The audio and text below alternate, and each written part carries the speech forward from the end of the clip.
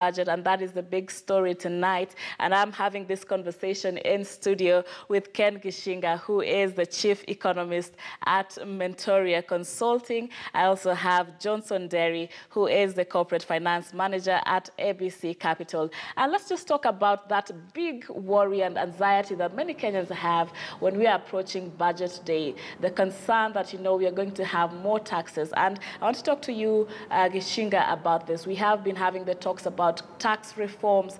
Should we increase the tax base? Should we increase the taxes for the higher income earners? From your perspective, should we be worrying about this? I can certainly understand that most people, the ordinary mwananchi, will be really worried about what daily items that they consume will go up because of a tax increase. A good budget policy should always seek to encourage enterprise and not to discourage enterprise. And it seems that I'm thinking that the thinking will be, we need to raise more revenue. Yes, we need to increase the tax base, but can we really look at areas that will not hurt enterprise? And these are things around, the daily consumables. These are the cooking oil, the sugar, the maize flour. I think those should always be very sacrosanct for an economy, because that's what people eat. That's the energy that people go to dispel to build the economy, and they should be the very last items to be touched. That said, we'll still have to wait for Thursday to really hear the official statement on whether we'll see a tax increase on those items. Right. And Mr. Nderi, your opinion on the same, that it's always the conversation about how we raise our revenue. KRA has not been able to meet its targets, so it's always the question of how do we finance this budget? Yeah, obviously, if given the way we've been spending, obviously, tax revenues will be a key issue. I think we're running the course on debt. So it has to, we have to balance the books with tax raising. But like my colleague says, I think we're getting the point where we are likely to start interfering with, or if we have not already started interfering with, the entrepreneurial spirit, because we need to find a way to, leave the private sector with a bit of capital to finance their investments.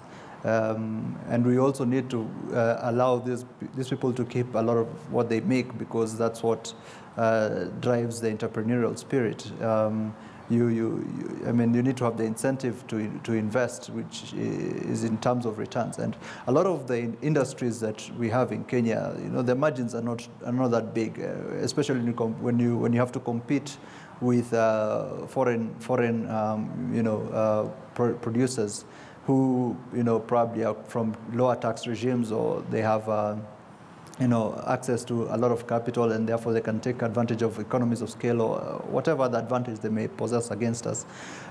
So we have to be sensitive to the idea that if we increase taxes, there's a likelihood we are making ourselves uncompetitive as a business center, and that will obviously lead to lower, not higher, revenues, as we might imagine.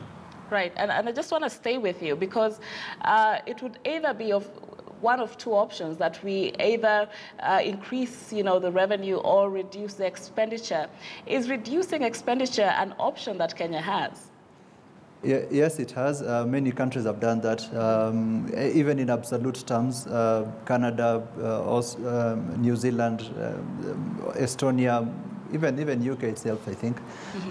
There are many countries that have done that, and Kenya can take a leaf from that.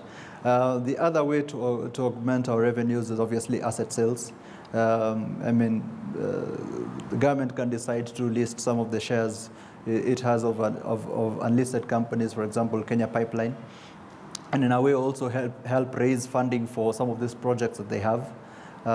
So those are the areas we can look at instead of raising taxes, because I think Kibaki had shown that it can be done. It has been done before. I think that's a tactic that has not been tried in recent times. Right.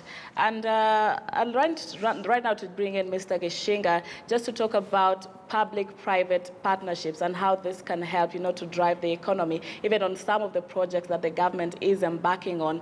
To what extent are we engaging the private sector, and what would, entice them to come in more, especially in projects that really are going to benefit the masses? Yeah, right. The PPP, the public-private partnership, is one of the innovative ways that you can raise money to conduct infrastructure construction or fund any other government expenditure.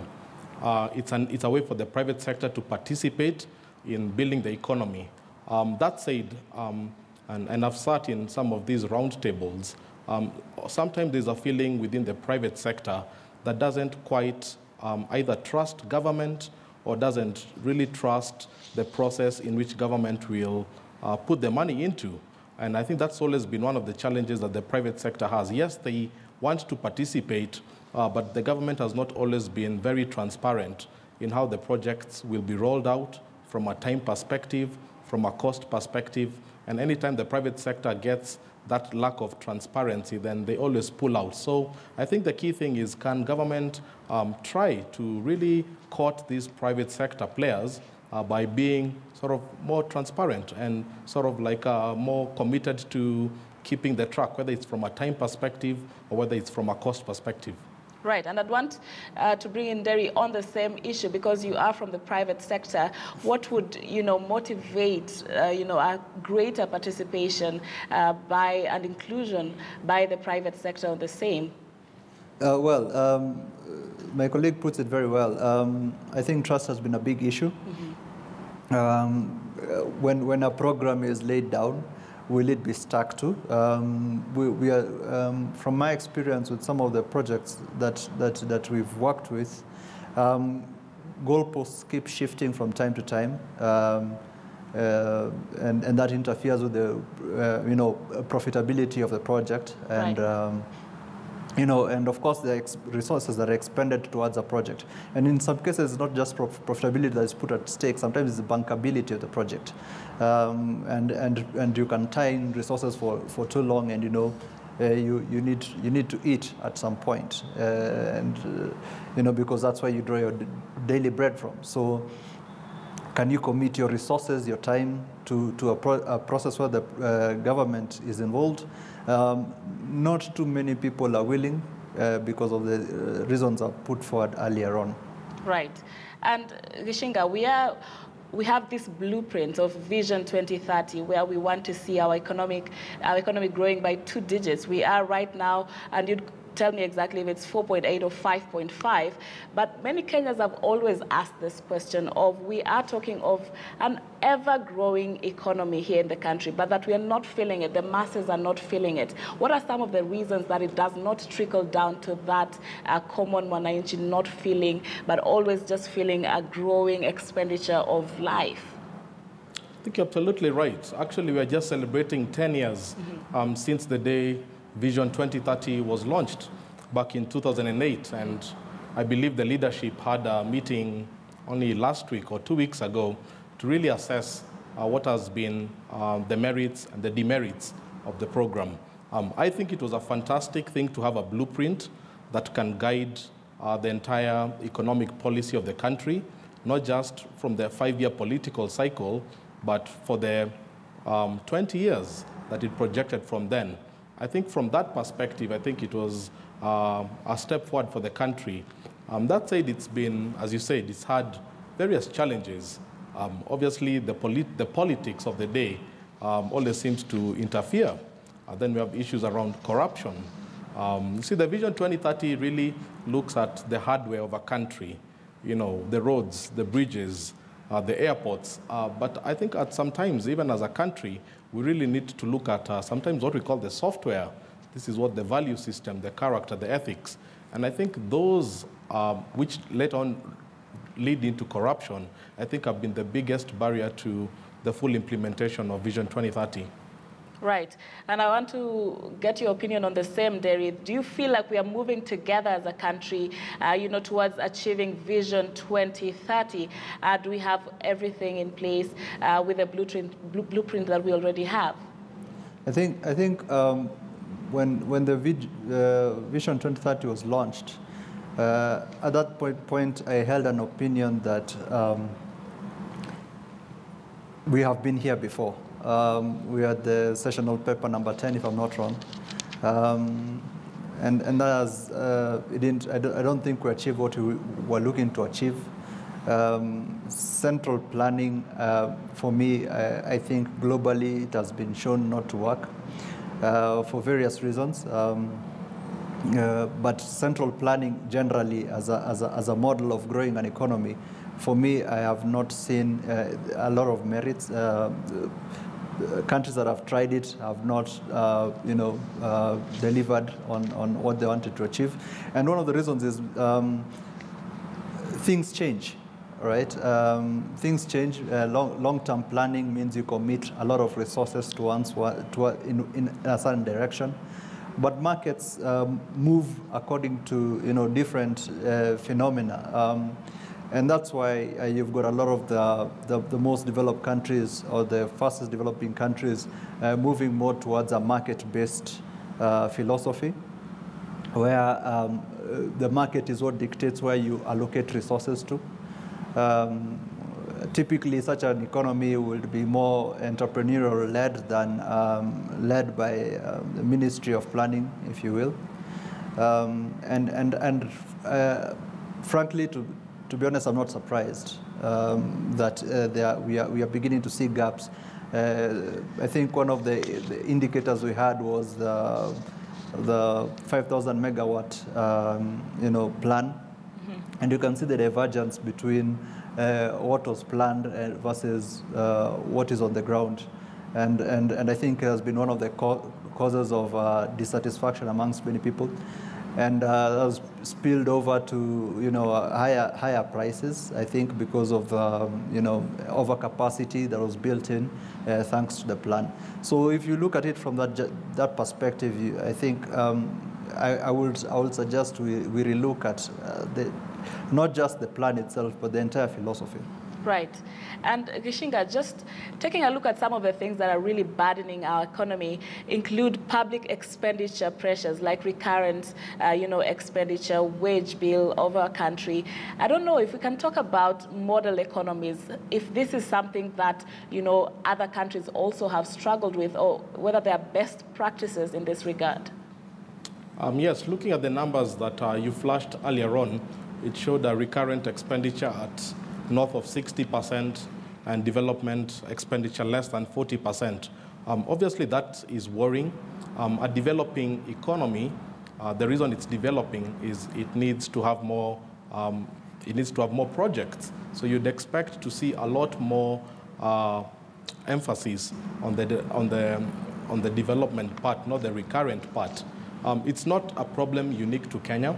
It's really in many developing countries.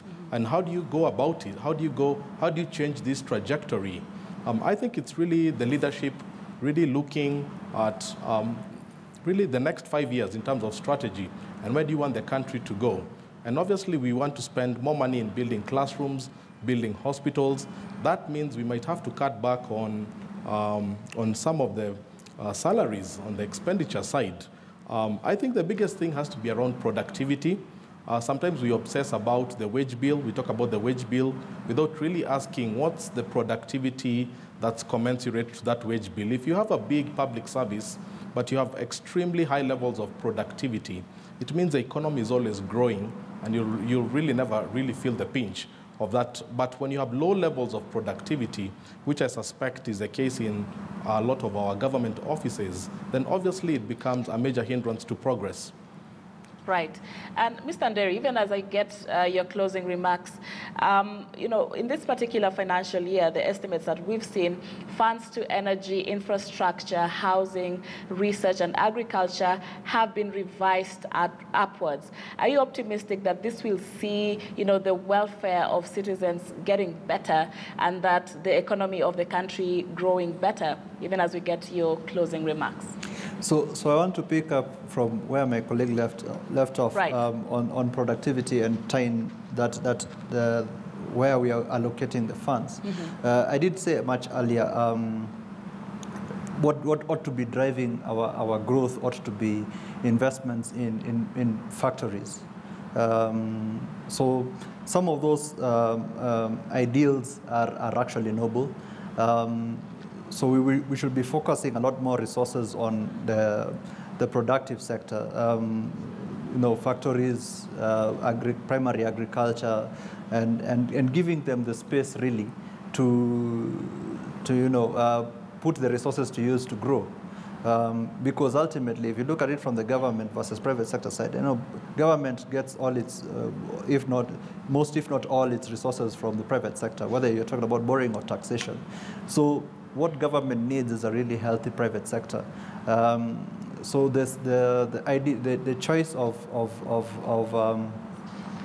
where the resources ought to go to, in my opinion. Having said earlier that I would have preferred a more market-driven investment philosophy. I still think even if the government was doing it, they ought to have been looking at more you know, products that you know will go into projects that will be building the productivity right. of the country, and that means more machination, more, you know, investment in capital goods, but in the industry, at industry level, as right. opposed to infrastructure, which, like I pointed out earlier, is really an enabler. Right. Right, fantastic, fantastic. Gentlemen, we have to wind up the conversation there. Really amazing and great insights that you've given us into this not so easy concept for every one of us on the budget and the economy of the country. So thank you for your insights. Johnson Nderi is the Corporate Finance Manager at ABC Capital, and Ken Gishinga, the Chief Economist at Mentoria Consulting. We are talking about budget. Thursday is the day to watch, and we shall be keeping our eye on that. A very important subject for all of us. Thank you for watching The Big Story. My name is Sharon Momanyi. I'll see you again tomorrow. Have a good night.